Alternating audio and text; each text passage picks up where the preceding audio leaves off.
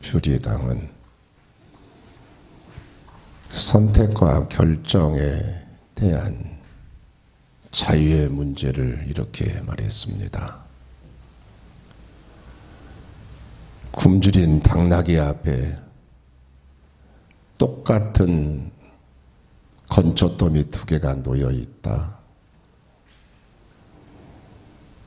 당나귀는 어느 쪽 건초더미를 먼저 먹을지 망설이다가 결국 굶어 죽고 말았다라고 이야기했습니다. 주리당은 우유부단하여 아무런 결정을 내리지 못하는 상황을 주리당의 당나귀 현상이라고 말했습니다. 인생은 좋은 기회가 왔을 때 그 기회를 알아보고 얼마나 잘 선택하고 결정하느냐에 따라서 인생의 성공과 실패가 달라집니다.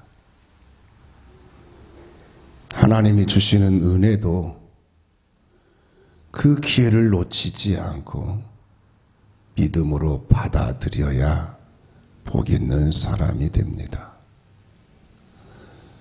오늘 본문 말씀에 나오는 마리아가 그렇습니다. 마리아는 하나님의 은혜가 임할 때 믿음으로 받아들여서 복 있는 여인이 되었습니다. 오늘 본문 말씀을 보면 천사 가브리엘이 마리아에게 와서 은혜를 받은 자여 평안할지어다. 주께서 너와 함께 하시도다 하고 말했습니다. 마리아가 그 말을 듣고 놀라 이런 인사가 어찌함인가 하고 말했습니다. 생각했습니다. 그때 천사 가브리엘이 말했습니다. 마리아여 무서워하지 말라. 내가 하나님께 은혜를 입었느니라. 보라 내가 잉태하여 아들을 낳으리니 그 이름을 예수라 하라. 그가 큰 자가 되고 지극히 높으신 이의 아들이라 일컬어질 것이요 주 하나님께서 그 조상 다윗의 왕위를 그에게 주시리니 영원히 야곱의 집을 왕으로 다스리실 것이며 그 나라가 무궁하리라 하고 말했습니다. 마리아가 천사 가브리엘에게 나는 남자를 알지 못하니 어찌 이 일이 있으리까 하고 말했습니다. 그러자 천사 가브리엘이 보충 설명을 합니다. 성령이 내게 임하시고 지극히 높으신 이의 능력이 너를 덮으시리니 이름으로 나실 바 거룩한 이는 하나님의 아들이라 일컬어지리라. 보라 내 친족 엘리사벳도 늙어서 아들을 배었느니라. 본래 임신하지 못한다고 알려진 이가 이미 6달이 되었나니 대저 하나님의 모든 말씀은 능하지 못하심이 없느니라고 말했습니다. 마리아가 천사 가브리엘에게 주의 여종이오니 주의 말씀대로 내게 이루어지이다 하고 고백했습니다. 그러자 천사 가브리엘이 마리아에게서 떠나가는 모습을 오늘 본문에서 볼 수가 있습니다. 오늘 본문에서 가장 주목해보고자 하는 말씀은 본문 28절 말씀에 보면 은혜를 받은 자여 평안할지어다 라고 했어요. 또 본문 30절 말씀에 보면 네가 하나님께 은혜를 입었느니라 라고 했습니다. 이 말씀을 보면 은혜를 받은 자요 라고 했어요. 또 은혜를 입었느니라 라고 했습니다. 마리아는 하나님께 은혜를 받았습니다. 마리아는 하나님께 은혜를 입었습니다. 여기서 은혜라는 말씀은 카리스라고 하는데 하나님이 값없이 주시는 선물이라는 뜻입니다. 마리아는 하나님이 값없이 주시는 선물을 받았습니다. 하나님이 마리아에게 은혜를 주시는데 상상도 못했던 엄청난 은혜를 주셨습니다. 본문 31절 말씀에 보면 보라 내가 잉태하여 아들을 낳으리니 그 이름을 예수라 하라 라고 했습니다. 예수님을 잉태하여 낳는 은혜를 하나님이 마리아에게 주셨습니다. 본문 35절 말씀에 보면 성령이 내게 임하시고 지극히 높으신 이의 능력이 너를 덮으시리니 이름으로 나실 바 거룩한 이는 하나님의 아들이라 일컬어지리라 라고 했습니다. 하나님의 아들을 낳는 은혜를 하나님이 마리아에게 주셨습니다. 그래서 본문 뒤에 42절 말씀에 보면 여자 중에 내가 복이 있으며 라고 했습니다. 마리아는 여자 중에 가장 복 있는 여자가 되었습니다. 지금까지 이 땅에 살았던 모든 여자들 중에서 가장 복 있는 여자가 되었습니다. 왜냐하면 예수님을 잉태하여 낳은 여자가 되었기 때문입니다. 또 본문 뒤에 43절 말씀에 보면 내 주의 어머니가 내게 나오니 어찌된 일인가 라고 했습니다. 마리아는 예수님의 어머니가 되는 여자가 되었습니다. 은혜입니다. 하나님의 은혜입니다. 하나님의 은혜로 마리아는 예수님을 잉태하여 낳아서 여자 중에 가장 복 있는 여자가 되고 예수님의 어머니가 되는 복 있는 여자가 되었습니다. 그런데 현실적으로 보면 마리아가 하나님의 은혜를 받아들이기가 쉬운 일은 아니었습니다. 왜냐하면 마리아는 처녀였기 때문입니다. 마리아는 요셉과 약혼을 하고 아직 결혼을 하지 않은 상태였습니다. 요셉과 약혼을 하고 아직 결혼을 하지 않은 상태에서, 즉 요셉과 동침을 하지 않았는데 잉태하여 배가 불러오고 아이를 낳으면 어떻게 되겠습니까? 실제로 마태복음 1장에 보면 요셉이 마리아가 잉태한 사실을 알고 그 일을 드러내지 아니하고 가만히 끊으려고 했습니다. 조용히 파혼을 하려고 한 것입니다. 그때 주의 사자가 요셉에게 현몽하여 이르되 다윗의 자손 요셉아 내 안에 데려오기를 무서워하지 말라. 그에게 잉태된 자는 성령으로 된 것이라. 아들을 낳으리니 이름을 예수라 하라. 그가 자기 백성을 그의 죄에서 구원할 자이심이라 하고 말했습니다. 요셉은 주의 사자의 분부대로 마리아를 데리고 와서 아들을 낳기까지 동침하지 아니하고 아들을 낳음에 이름을 예수라고 했습니다. 그래서 요셉과의 관계가 은혜롭게 해결이 되었습니다. 또 하나는 그 당시에는 처녀가 잉태를 하면 율법에 따라서 돌로 쳐 죽였습니다. 사람들이 마리아가 잉태한 사실을 알면 마리아를 돌로 쳐 죽일 상황입니다. 그런데 요셉이 마리아를 데리고 와서 함께 살았기 때문에 이 문제도 은혜롭게 해결이 되었습니다.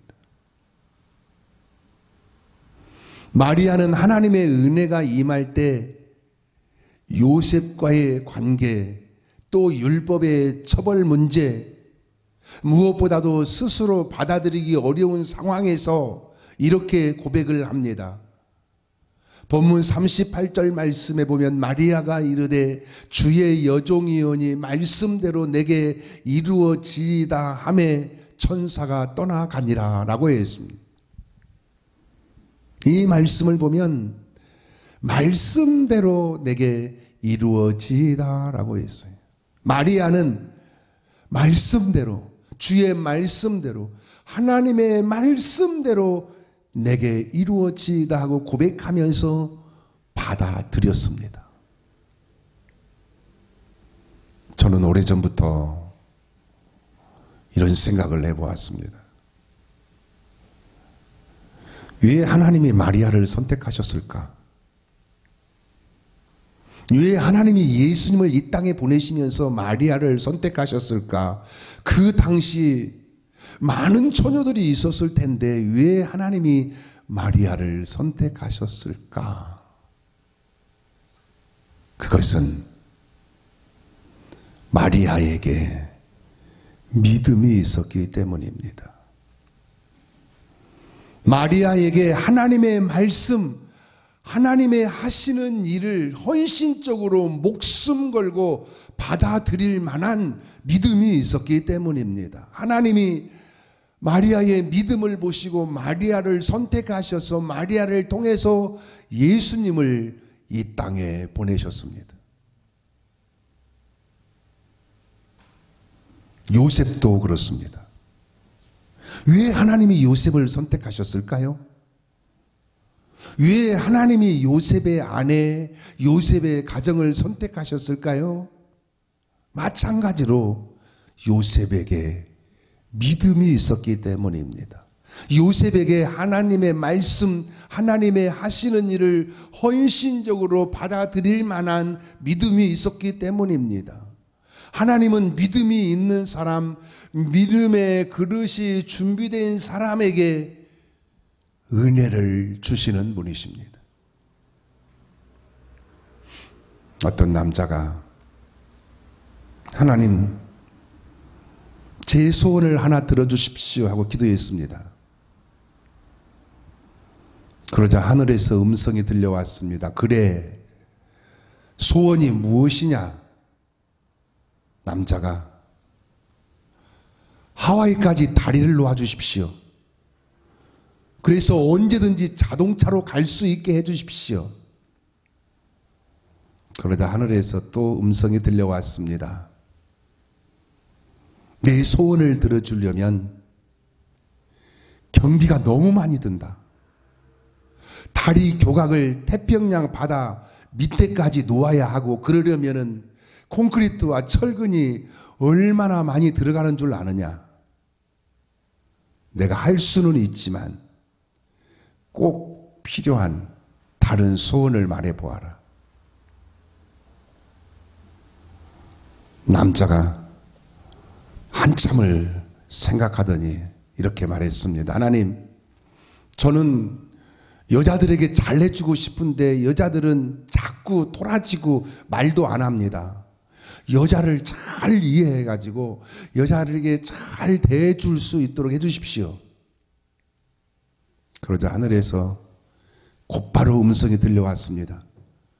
하와이까지 다리를 4차선으로 놓아주랴, 8차선으로 놓아주랴.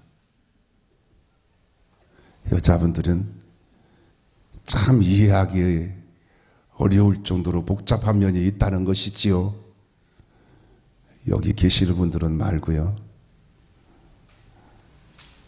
그런데 오늘 본문 말씀에 나오는 마리아는 그렇지 않았습니다. 마리아는 하나님의 은혜가 임할 때 주의 여종이오니 말씀대로 내게 이루어지이다 하고 고백했습니다. 마리아는 하나님의 은혜가 임할 때 헌신적인 믿음으로 받아들였습니다.